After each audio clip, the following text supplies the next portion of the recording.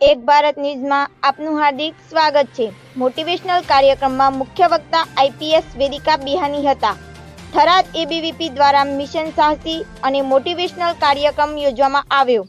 300 જેટલી બહેનો સાથે મોડેલ સ્કૂલમાં કાર્યક્રમ યોજાયો। પ્રતિનિધિ થરાદ। અખિલ ભારતીય વિદ્યાર્થી પરિષદ એ વિદ્યાર્થી અને રાષ્ટ્રહિત માટે કાર્ય કરતું સંગઠન છે, જેના દ્વારા અવારનવાર કાર્યક્રમ કરવામાં આવતા હોય છે।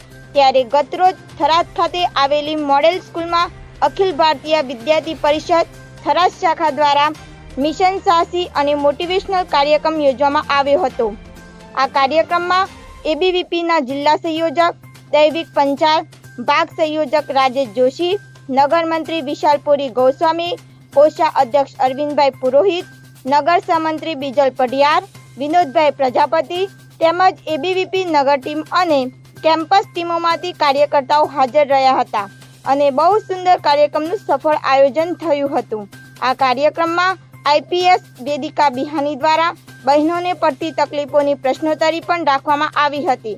રિપોર્ટર હમીરભાઈ રાજપૂત, થરાદ।